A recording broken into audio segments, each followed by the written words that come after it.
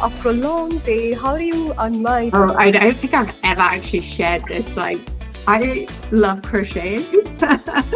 If you wanted to start working out and you started with 4 or 5 times a week, you would stop after a week. Like if you wanted to start with like having an organized backlog, prioritizing everything, doing this for every single area, you'd be exhausted after week 1 because there's so much organizational change.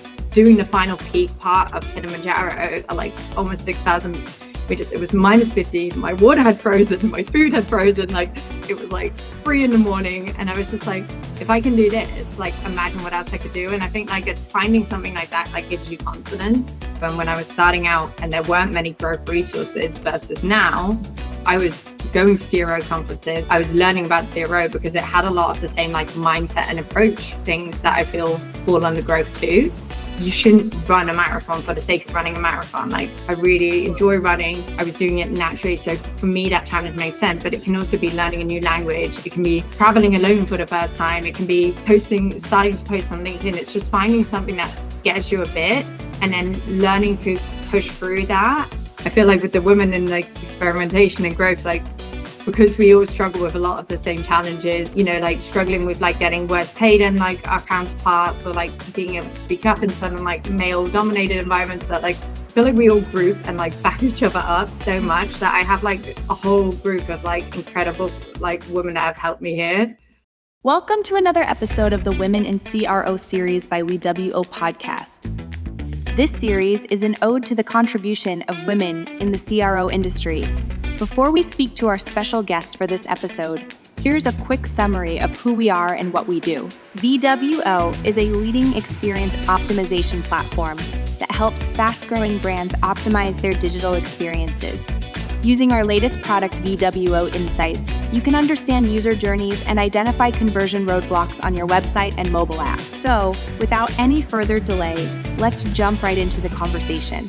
Today, we are delighted to have Daphne Tideman, a seasoned growth advisor and consultant based out of London, England. Daphne's journey is nothing short of inspiring, starting from her role as a sales assistant, a coach in D2C brands on a holistic growth strategies. And throughout this diverse career, Daphne has worn many hats, including being the head of growth and a growth hacker, where she's orchestrated remarkable transformations, ensuring that businesses propel to unprecedented levels of success. And her expertise is just not confined to just boardrooms, but she's also deeply invested in nurturing and building and mentoring budding entrepreneurs through platforms like Growth Mentor, ensuring that she offers her invaluable insights into growth strategy, idea validation, team development, and conversion rate optimization. So join as we dive into Daphne's world of experience in CRO and learn more about CRO. Hey, Daphne, welcome to Women in CRO, powered by VWO. Thanks so much for having me. Looking forward to chatting. So how's your day going so far? How are you feeling today? I'm good. I started with a run and enjoyed the podcast, of course, on the way. And then had two client meetings. So we're well into the day, but it's been a fun one so far. Crazy. Would you be maybe open to sharing some of your morning rituals that get you up and about for the day? Yeah, so I am a morning person for sure. I'm absolutely useless in the evening. So I try to get like all the key things done in the morning. So I usually always do a workout in the morning because, yeah, full honesty, if it's in the evening, I probably wouldn't do it. I also always walk my dog. I've got a little pumpkin of 4 years. So unless I'm running like today and it's too far for him to run with, because he does run with me usually, if it's a shorter distance, I will always walk him too. And then another really key thing for me is like just always having like breakfast and coffee with my partner. I think it's just a really nice way to start the day. And we often like also, yeah, this is going to sound really cutesy, but we always like one of us will always bring the other person coffee in bed. I think, yeah, it's just like a little thing that I feel like, yeah, always is a nice way to start the day. And it just depends on who's more awake that morning, who does it. And then I try to, but I definitely don't do it every morning. It's like I also try to do a little bit of either journaling or gratitude, or meditation. It won't be all free. It'll just be whatever I feel like I need on that day, as well. Because again, like I find it easier to take the time to do that in the morning, and it just puts me in a good mindset for the day. Yeah, and these are really, really inspirational words as well. I mean, all of us keep complaining about not having time, and you find the time to keep your body, mind, and soul healthy. And you also find time to equally share with every member of your family. And I'm glad to meet another pet parent. I have a pet myself. Wow. Yeah, I think like it's mornings are a nice place to do that. And like my coach also had given me the advice, and today is an exception, but usually I just also don't plan a meeting before 10, because that also means that even if I need to sleep out a bit later, because I'm a really big believer in like, don't get up early for the sake of getting up early, like sleep is number one always. So even if I'm like, for whatever reason, I need to sleep later because I've had a bad night of sleep the night before, I got home a bit later, I can still have that time for myself. And I think that was a really good tip for me to like not let others decide my schedule, but just make sure I try to have that room most mornings of the week to be able to do it. And also being okay if it doesn't happen, and just being like, what is like the, one or two things I do always do, and what are the okay things to miss out on. Yeah. And that really shapes our way of thinking as well, and then the way we bucket things in our life as well. So I'm curious to learn what inspired you in your career of growth and CRO, and how has your journey been so far? Yeah, so I'm quite unusual in the sense that I started out in growth back like 9 years ago when growth wasn't that big. I think you already mentioned it. It was actually called quite commonly growth hacking back then. And I like try to avoid the term now because I feel like it has really like this like idea that it's like these one-off kind of like trick things. And I'm like, that's really not what I stand for. But yeah, that's what it was called when I started. And I basically had done a master's in finance, really loved the data, the number side of it. I'd always been good at maths at school. Like that was like my favorite subject. I don't think a lot of people say that, but it was. But I realized doing finance, like all anyone cared about in my degree was like money. And it was really, really weird doing like a finance master because like people come to our lectures in suits. It was like 90% men who just wanted to work at a big bank or investment company. And I was like, oh, I do not feel comfortable here at all. And I don't feel like this is me. I don't actually like, what am I thinking? I don't actually like care about money in that way. Like that's not the most important thing to me. And then I was running a student association for startups at the same time and doing the marketing for them. And I was like, oh, I really enjoy this. I love startups. Like I love the idea of like having a smaller team that like you get more responsibility, more diverse things. But I didn't enjoy the like brand side of my marketing role. And so when I came across like growth, where I was like, hey, there's that like creative side, which I do enjoy, and that isn't maybe my top strength, but is still something that I want to have, combined with like this data side focused on like startups. I was like, this makes sense. And I just basically stalked the like the agency that I wanted to work for, emailing their founder nonstop, like, oh, are you open to an internship? Can we talk? Can we talk? Can we talk? Until he finally replied, and got the job like that. That's really interesting. So you just mentioned how you defer now from or refrain yourself from using the word growth hacking. So how would you introduce then the concept of growth to our audiences, or maybe just starting to explore business success? Yeah. So for me, like growth is really, bless you. For me, growth is less a department, but just like a really disciplined approach to how you grow your organization. And it's a way to bring your organization together in like a systematic way to approach experimentation. I think that's where it has also like a lot of overlap with CRO. And when I was starting out and there weren't many growth resources versus now, I was going to CRO conferences. I was learning about CRO because it had a lot of the same like mindset and approach things that I feel fall under growth too. It's more like this, just like this broader perspective of like, how can we systematically look at our organization as a whole, bring together our organization to run experiments to move the needle on just a few key areas. So keeping that in mind, what do you think would be the best approach to define great success? So I think it always starts with like just aligning on like, okay, what is actually the most important metric to our organization? And it starts with that.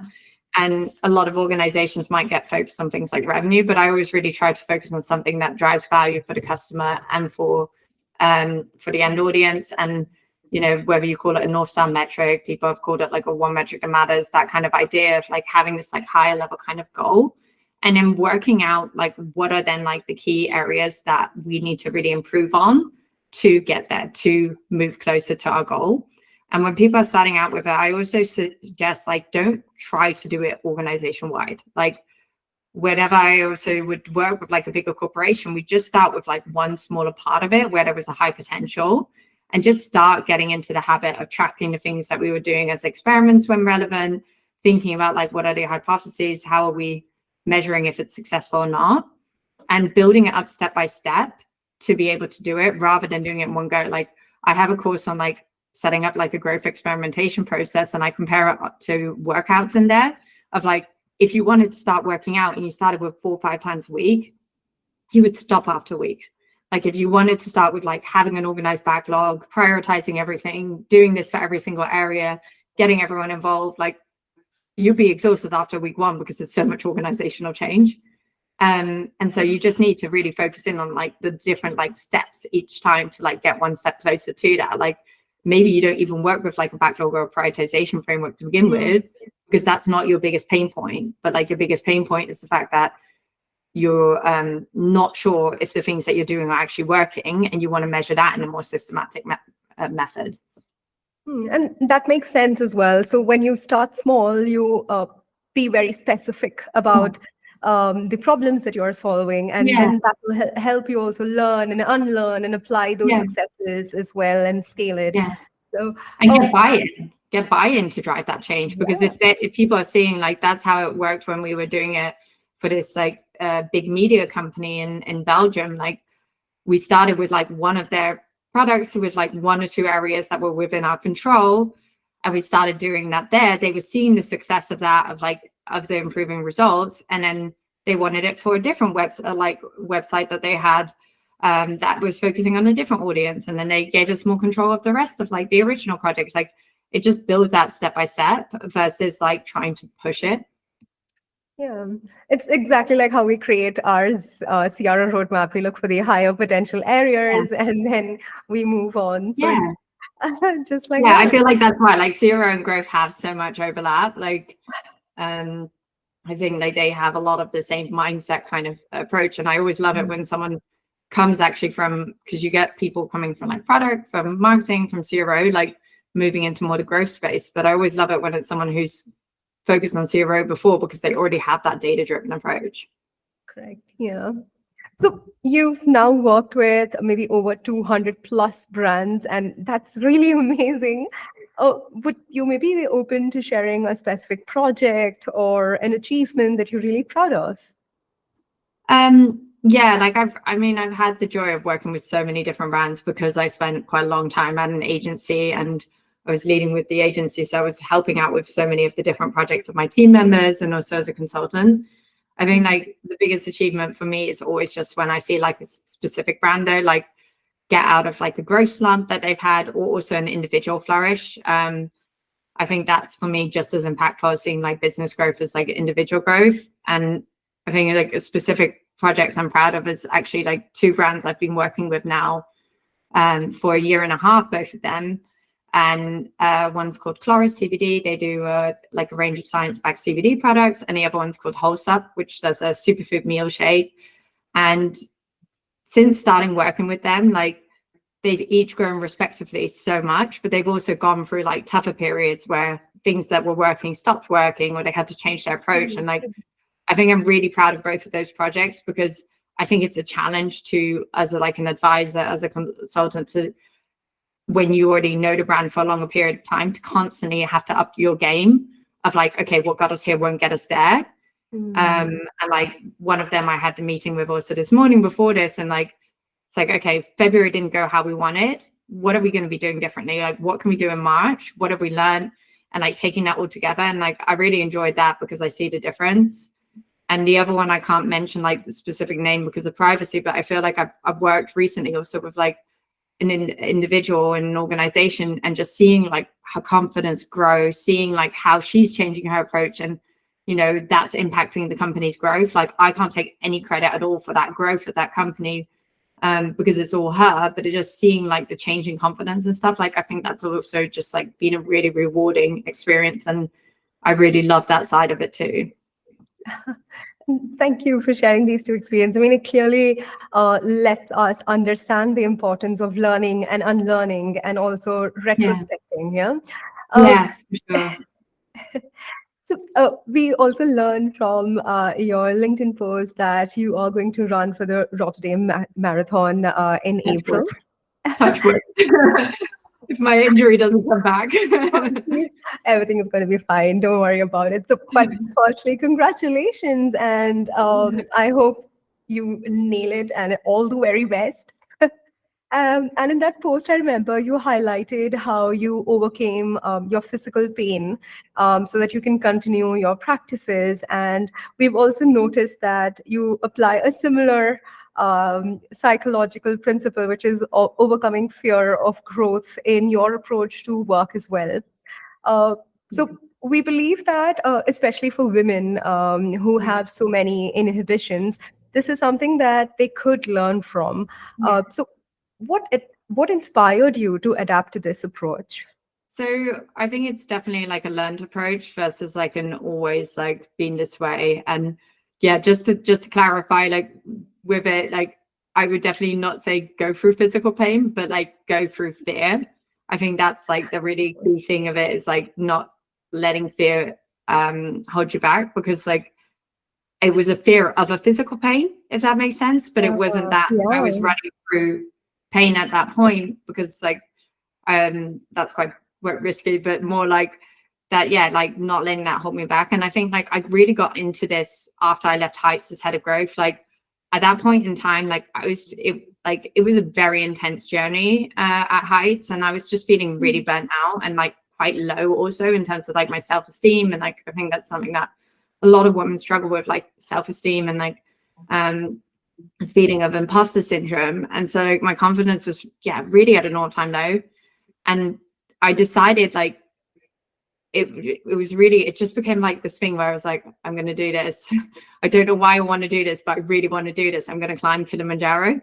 And so I signed up for this trip, and I just like, the training itself was so empowering, just knowing that I could walk for hours and that my body could do that. And like one of my things in my training was like I did like a 40-kilometer like hike over 3 peaks. And again, like I was like, my knee like gave way a bit like 25 kilometers in, and I would just like kind of hobble these last 6 hours of it to like do the last 15 kilometers. But it just like, it gave me such a feeling I could do anything. And like I think that's also when I decided, when I was like doing the final peak part of Kilimanjaro, like almost 6,000 meters, it was -50, my water had frozen, my food had frozen, like it sucked, I hadn't slept, it was like 3 a.m, and I was just like, if I can do this, like imagine what else I could do. And I think like it's finding something like that like gives you confidence, and that's how you grow that mindset. It's like when you have these moments of fear, when you have these like things that challenge you and get you out of your comfort zone, it helps show you that you're so much stronger than you actually realize. And it doesn't have to be a physical challenge. Like I think that's really important to say, because you shouldn't run a marathon for the sake of running a marathon. Like I already had done a half marathon before. I really enjoy running. I was doing it naturally. So for me, that challenge made sense. But it can also be learning a new language. It can be, traveling alone for the first time. It can be starting to post on LinkedIn. It's just finding something that scares you a bit, and then learning to push through that I helps build that confidence and that muscle. And like I said, like I don't even know if I'm going to run the marathon. I signed up last year for the Rotterdam Marathon too. I sold my spot because I got such bad tendonitis that I couldn't even walk, let alone run. I just like, I don't let it like deter me from trying again. Yes, it scares me. Yes, it makes it harder to get out sometimes, But like, I just try to think like, there's some shots I'm going to miss, some shots I'm going to hit, but let me just like, the only thing I can control is to keep trying, and also just enjoy the training and the process of it. That even if I don't make it, it's been amazing for my fitness the last few months to be able to get back up to 27K of running. And that's a really interesting perspective of how it's the thoughts that's actually shaping us, and it's the thoughts that are actually holding us back from what we can achieve. And we shouldn't fear from that section of our life. Instead, try harder and never fail to remember that you need to try. If you fall, you get up and then you run another mile, and in any area that is in. When I'm like doing workshops on growth mindset, I always talk about like, okay, there's different zones. Like we have our comfort zone, we have like our learning zone where we're starting to learn, we have like our opportunity zone where we can grow further, and we have our panic zone. And that panic zone is that moment, like we've all know it, like when we're like, I can't do this. I like feel so uncomfortable. I can't sleep. I'm like, and if you're in your panic zone all the time, which is what a lot of people think like pushing through fear is, you're not going to be happy either. But if you like systematically choose like things that are like in your learning, your opportunity, and occasionally mix in a little bit of the panic, you actually grow a lot faster than just going panic. Like, if you want to get into like, just because like this is the type I'm really aware of, like physical challenges, like it might, if you've never run before, don't do like a marathon. Like start with a 5K, start with like, hey, I want to be able to run 5K in less than 35-40 minutes, and like just start with something that like feels like a leap but doesn't feel like it's absolute panic, because I think like that can also deter you from it. And that's why sometimes these things are like scary and hard to do, is because we've had one or two times that we went in our panic zone, it didn't work out how we hoped, and then we're scared to do anything with it. And I think that's a really good perspective as well. It just blew up my mind in terms of how do we, even for the smallest thing where we have procrastination involved, that's also a form of fear that's dwelling inside of you. And it's just your thought process that you need to change there. Coming back into the CRO world as well, what do you think are the predictions for the future in CRO? So I think that one thing like will be interesting to see is like, I think CRO and growth are going to come closer together again. I think like growth really leaned on CRO in the beginning to learn like the approach, and CRO is also developing. Like you have a lot of people who are like, okay, yes, CRO, we shouldn't call it that anymore. We should call it like experimentation. Like it's, it's broader than just the conversion rate. And you see also like at CRO conferences, more people talking about like this approach of looking more holistically at your whole business. And then I just find that funny when like people present that as a new thing, because I'm like, that's what we've been doing in growth the whole time. That's kind of how we've always approached it. But it, it's, I think like that kind of like idea that CRO is moving to like more organizations striving for like a center of excellence, not having it in one department, marketing or product. And like, I think like it's just moving more. It's the exact same idea as a growth team. And so I see like all these overlaps, and I think like that's just going to be growing more and more like in popularity of like, okay, let's not just look at website optimization, but let's really look broad at the whole organization, how we can systematically test around the areas that are holding us back, even if that's not on the website.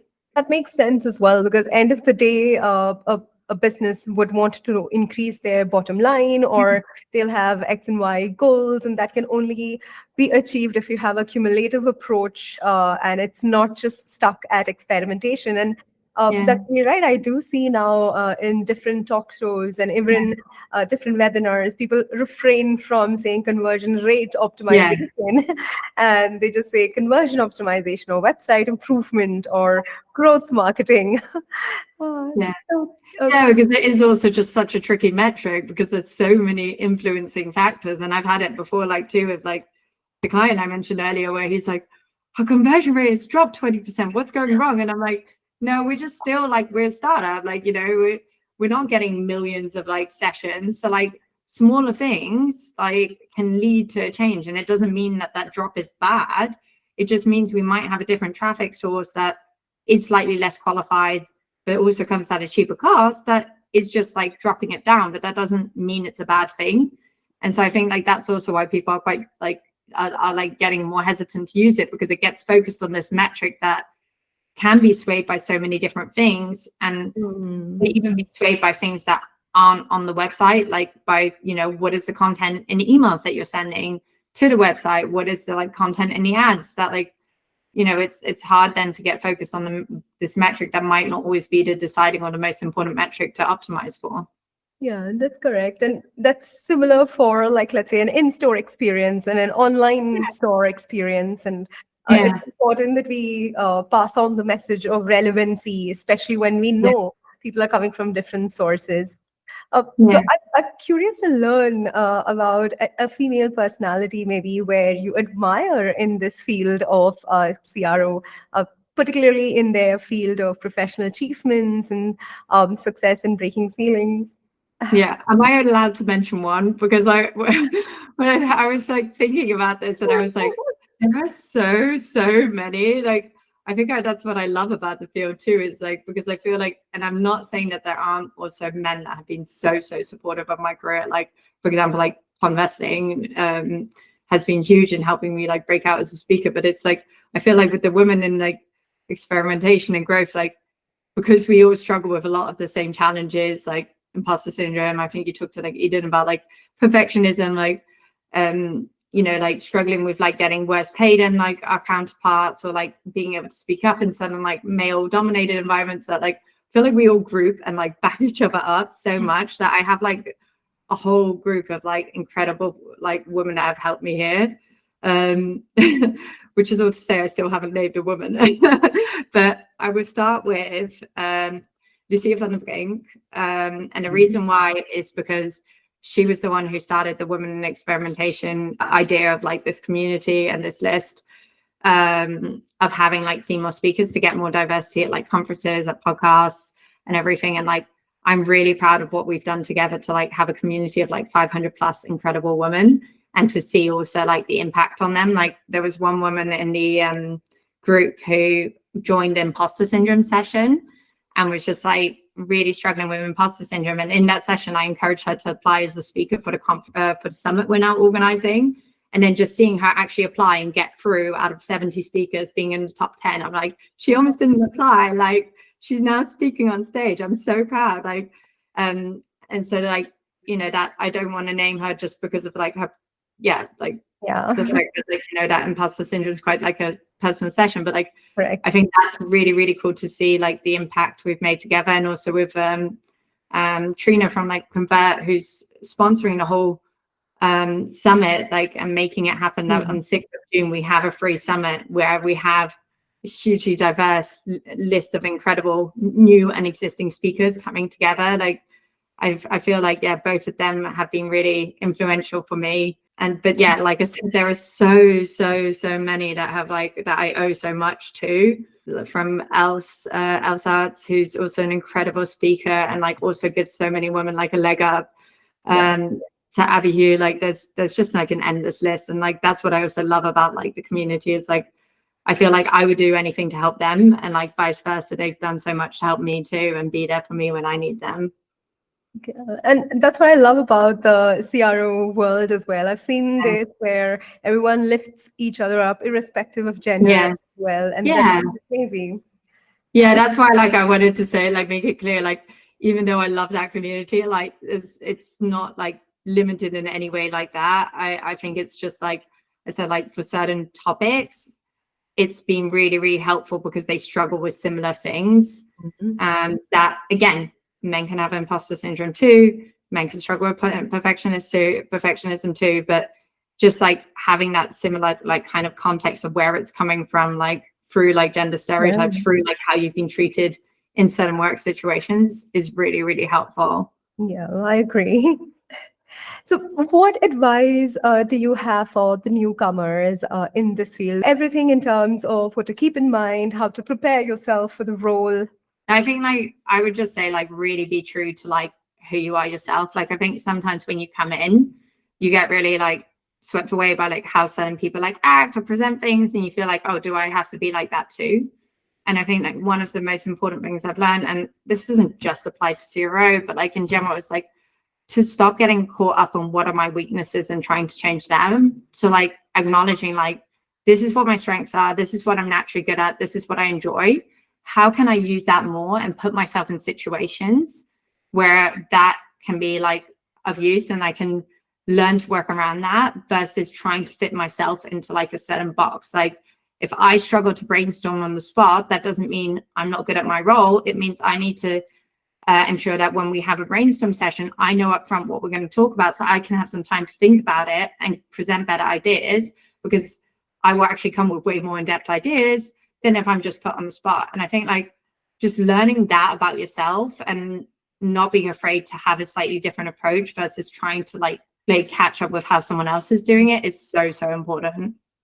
Yeah, and that also helps with building your self-confidence and fine-tuning your own skills and understanding how to look at from different perspectives. So that's really cool thing that you shared. And before we conclude, I was just wondering maybe if you could share after a long day, how do you unwind and how do you relax? Oh, I don't think I've ever actually shared this like publicly, but I love crocheting. It sounds like really, I don't know, like for some reason I associate it with like older women, which is really stupid because that's the stereotype I'm making. But like, I think because I'm so much behind the screen, like having something to do with actually like my hands, and like I basically make projects for people that have asked me to make something for them. So friends who like say like, oh, I'd love a scarf in this style, or I'd love a beanie that looks like this, that has this color, or like, and then I just make basically that for them. And it's like, for me, like, because I'm very much, you can tell with like the coffee in the morning, like I'm an acts of service person. Like my way of showing my affection for other people is doing things for them. And so for me, it's such a nice like way to like just do something that isn't about like, you know, my work or anything. Is so different from what I'm doing, but also like I know brings joy to other people, because I only ever make it if it's like something they've asked me for. They've said like, oh, I saw this, could you make that? And it also keeps it interesting because every time it's a completely different project. I never make the same thing twice. So that and dog walks are definitely how I unwind at the end of the day, and cooking. I love to cook too. So I love to just take some time to like make something delicious. And It looks like you are just describing an empath. I mean, that's really cool. I really love how you build a language that you can share, and that's I really don't think it's an old woman vibe. I think it's really cool. I know you're motivated for this round, and I know this is going to be the rapid fire round, and So the first question is 3 apps that you cannot live without. I would have to say Calendly, because it just makes my life so much easier, because I hate going back and forth around like scheduling things. So just being able to send a link, absolutely love that. Makes my life so much easier. I'm going to do a non-work one, and it's going to be like very like might seem like unproductive, but honestly like Instagram, like I like being able to send funny things to friends, and like also with people I don't see as often. I think we always hate so much on social media that I think it's also like good to remember that, hey, it's okay to just occasionally have like a little mindless scroll and enjoy that.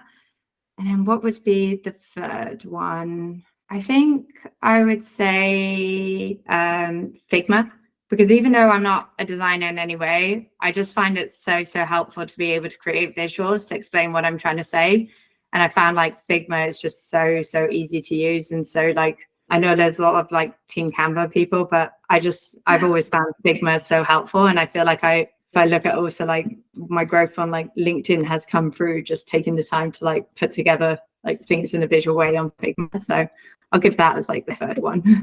I mean, Figma is too easy to use, and it's just with few buttons and few actions, you get everything that you need, and so easy to use. I am with you there. So if a movie was made about your life, what would the title be? I think it would be figuring out ... because like I feel like that sometimes it's just been my life, is like not knowing certain things and just trying to find a way to figuring it out. Like whether it's like figuring out I have ADHD at the age of like 25 when I've managed 25 years without knowing it, or like figuring out how to deal with a sudden change, or to like work for myself. Like it's just figuring it out as we go. That's really clever. One thing that you'd like to change about the CRO industry? This is slightly broader to the growth industry, but the focus on big B2B like SaaS brands, it really, really bothers me that like so many examples and also like courses and stuff are just focused on these same like 10 examples. Like, you know, this is Slack story to success. This is how, you know, like Canva scaled up, and like, it's just like always these same like kind of like tools or like B2B businesses that I feel like it's just not relevant.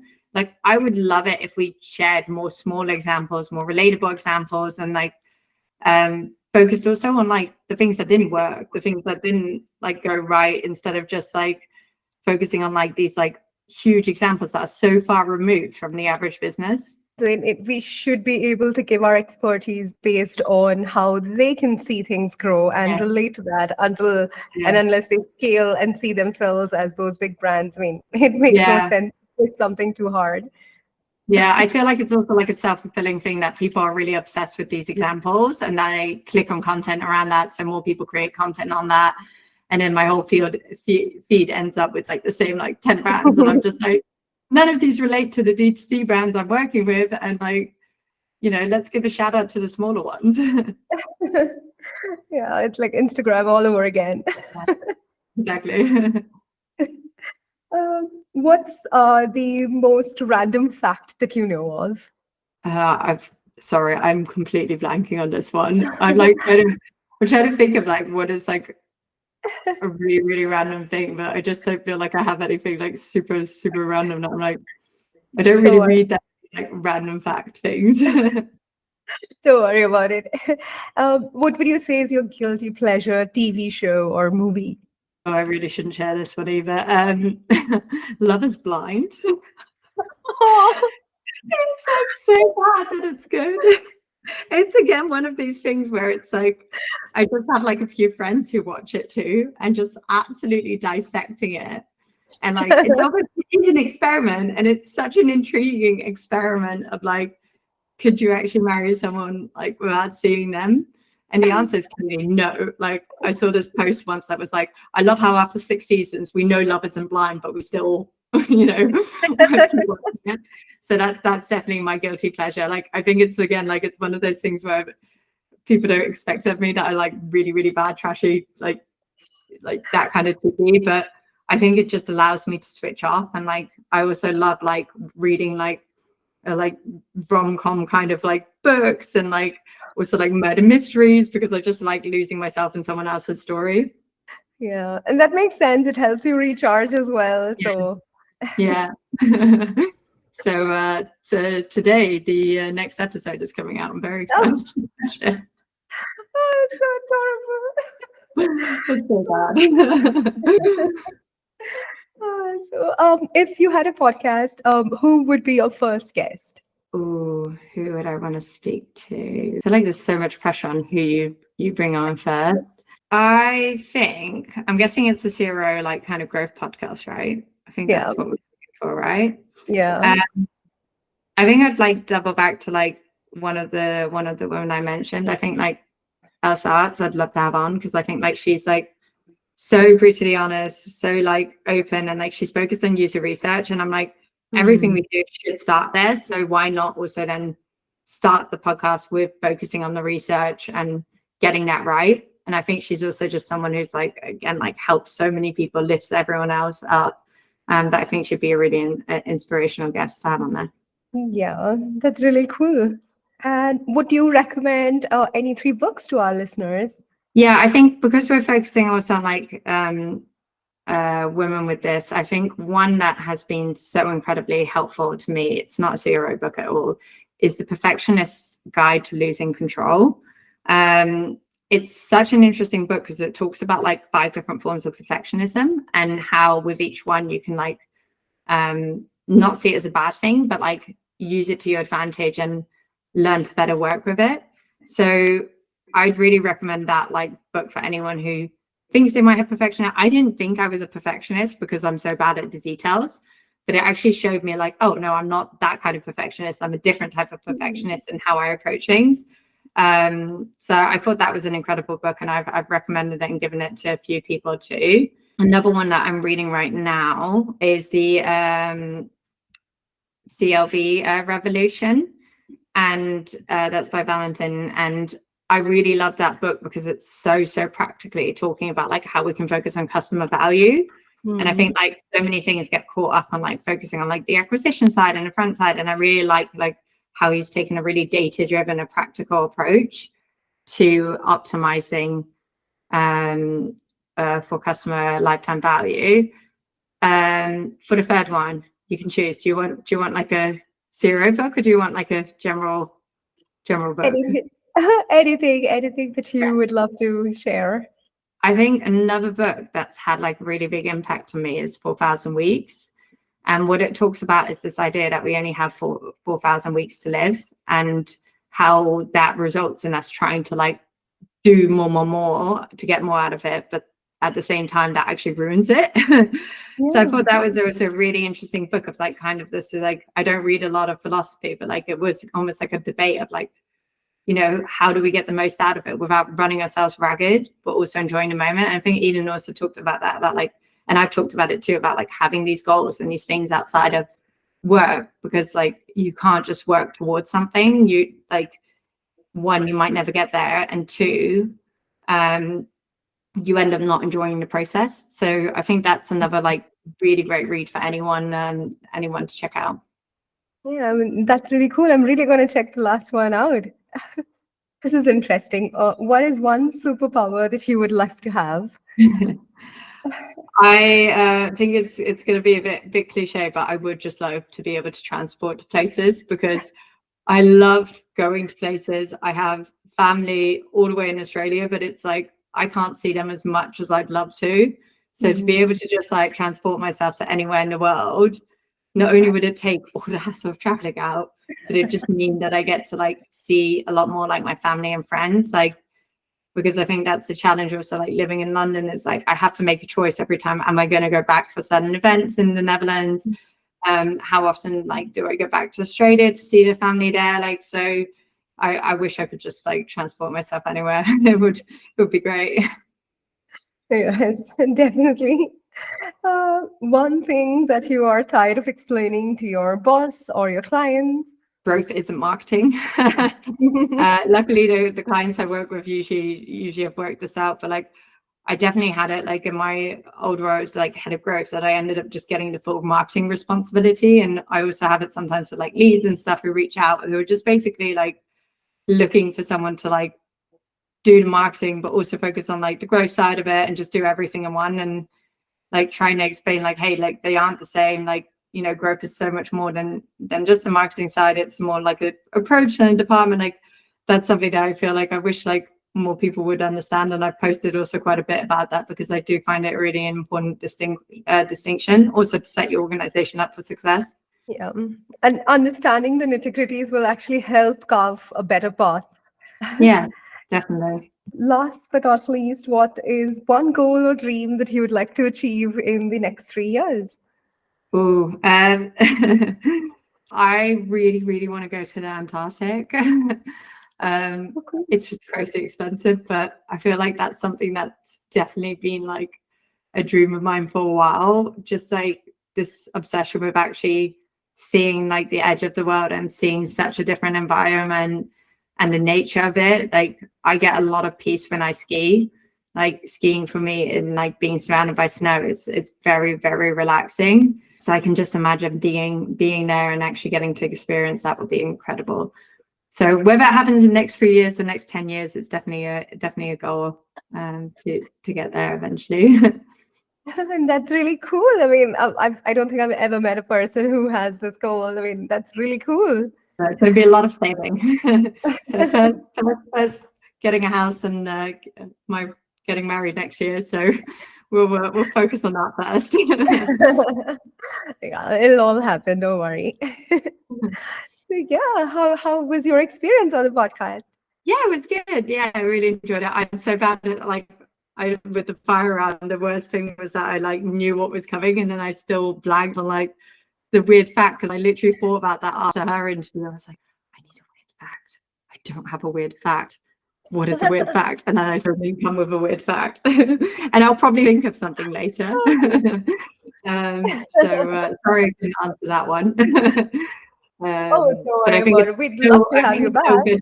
But no, it's been fun chatting, and like, yeah, I love that you're doing this series, and still going to check out some of the other episodes. But I had seen that Eden post about it, and I was like, I really want to hear her episode, because she is such a lovely person. she was also on my list of like, yeah, she's amazing. Yes, I do agree. And you were great as well. I mean, I loved conversing with you, and I'm sure our listeners had a fun time as well. Thank you so much for your time.